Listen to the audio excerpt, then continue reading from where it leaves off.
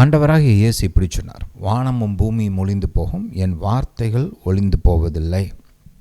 1 பேதுரு 1:25 இப்படி சொல்லுகிறது, கர்த்தருடைய வார்த்தை என்றென்றைக்கும் நிலைத்திருக்கும். ஹல்லேலூயா. அப்போ பாருங்கள், கர்த்தருடைய வார்த்தையின் சுபாவம் என்னென்னா, அது நிரந்தரமானது, நித்தியமானது.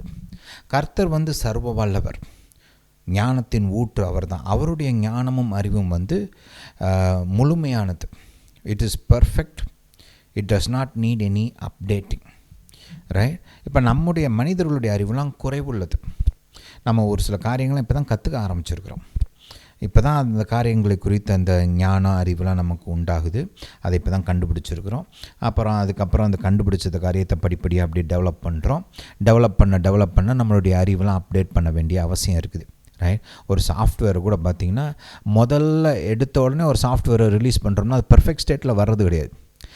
அந்த ரிலீஸ் பண்ணும்போது அதில் கொஞ்சம் ப்ராக்டிக்கல் டிஃபிகல்ட்டிஸ் இருக்கும், பக்ஸ் இருக்கும்.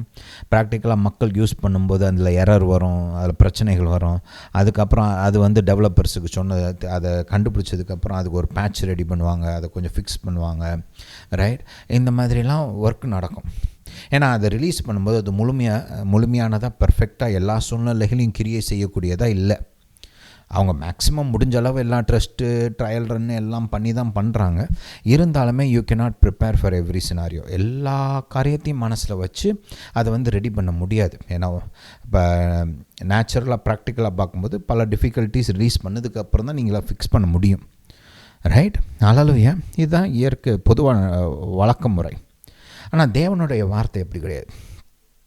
தேவன் நித்தியத்தையும் அறிந்தவர். ரைட்?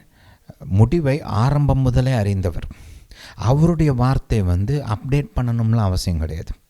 ஏன்னா அவர் பேசுகிற வார்த்தை நிரந்தரமானது, நித்தியத்திற்கும் பொருந்தும். ரைட்? 1ஆம் நூற்றாண்டுக்கும் பொருந்தும், முதல் 1000 வருஷத்துக்கும் பொருந்தும். ரைட்? 20th செஞ்சுரிக்கு பொருந்தும், 21st செஞ்சுரிக்கு பொருந்தும், 22nd செஞ்சுரிக்கு பொருந்தும், 23rd செஞ்சுரிக்கு பொருந்தும்.